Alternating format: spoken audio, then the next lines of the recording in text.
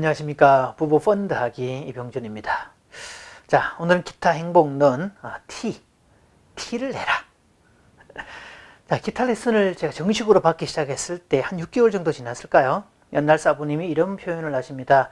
다음 주부터는 무겁게 악기 메고 오지 말고 몸만 와서 학원에 있는 기타를 사용해도 된다 라고 말씀합니다.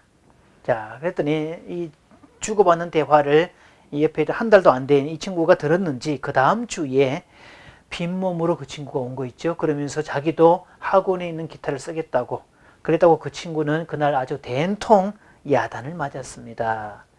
자, 이거 얼핏 생각해 보면요 상황이 좀 다른 건데 이 실력이 어느 정도 되는 것 같죠. 그때 제가 그 기타의 바이엘이라고 말하는 기타 교본의 바이엘이라고 말하는 카르가시 기타 교본을 한 3분의 2 정도 뗐을 때 어느 정도 중급 이상은 되었다고 판단하셨을 때 더 이상 기타를 갖고 오지 말라고 하신 내용이었습니다.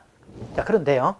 초자는 편하게 와서 쓰면 되고 중자는 자기 기타를 들고 와야 될 텐데 오히려 이역으로 말씀을 하고 있죠. 그래서 중급자 이상이 됐으니까 너는 이제 기타 마음껏 써도 되고 여기는 기타를 네 기타는 굳이 들고 오지 않아도 된다. 그런데 초자인 너는 악차같이 네 기타 들고 오너라 라고 얘기를 하는. 자, 나중에 이유를 알았습니다. 우리가 지불하는 그 레슨비는 돈만이 아니었습니다. 자, 돈으로도 레슨비를 내는 거지만 자, 레슨을 위해서 시간을 따로 빼어놓고 다른 무언가도 희생도 해야 되겠고 불편함도 감수해야 되겠고 특히 초보자가 기타를 메고 올 때 기타도 잘 못 치는 사람이 기타를 메고 다니면 뭐 얼마나 그게 부담스럽고 남들 보기 민망하고 그러겠습니까? 근데 그것조차도 레슨비에 포함이 된다는 거죠. 그런 레슨비가 지불이 되어야만 실력 향상이 이어지는 거지. 그런데 중급 이상 된 사람은 그런 외부의 레슨비 가는 게 없어도 얼마든지 스스로가 동기부여를 할 수 있기 때문에 굳이 갖고 올 필요가 없다고 말씀하시는 거였습니다. 네, 몇 해 전에 그 KBS ETV였죠. 개그 콘서트의 헬스걸이라는 코너가 있었죠. 이 비만 여성, 초비만에 해당되는 여성 2명을 선정을 하고 매주 운동을 통해서 이제 감량해 나가는 과정을 보는 그런 내용들이었습니다. 아마 사람들의 관심이 꽤 많이 집중되었을 텐데요. 그 프로그램 이후 그 두 여성은 전혀 다른 사람으로 새로운 인생을 살아가는 것을 보게 되는데요. 자, 저는 그런 생각을 해보았습니다. 그 두 여자분들이 다이어트 시도를 안 했을까요? 아마 수없이 시도를 했지 않았을까요?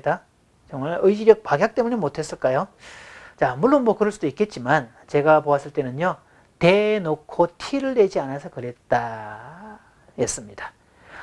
다이어트를 시작을 하면 온 사방이 막 알려야 되고 나는 얼마 기간 안에 얼마를 빼겠다 얘기를 해야 되고 내가 다이어트 하고 있던 사실을 사방에 알려야 되고 그래 좀 티를 내면 좀 나았을 텐데 아무한테도 티도 안 내고 혼자 조용히 빼려고 이렇게 그렇게 하다 보니까 성공하지 못했다는 거죠. 근데 그것은 TV 프로그램이지만 방청석도 물론 있지만 매주마다 국민들이 보고 있는 그 TV인데 매주마다 결과가 발표되지 않습니까? 그래서 이 사람들은 결코 가볍게 볼 수가 없었다는 것이죠. 그래서 악기를 배울 때는 주변 사람에게 대놓고 티를 낼 필요가 있습니다. 그래서 악기를 메고 오는 이유도 티를 내라는 거였죠. 티를 내라는 거. 그래서 사방에 알리라는 것들이 있었네요. 자, 그리고 티를 내는 정도를 넘어서서 조금 뻥을 칠 필요도 있습니다. 자신을 어떤 상황 속에 집어넣는 방식이 되겠죠.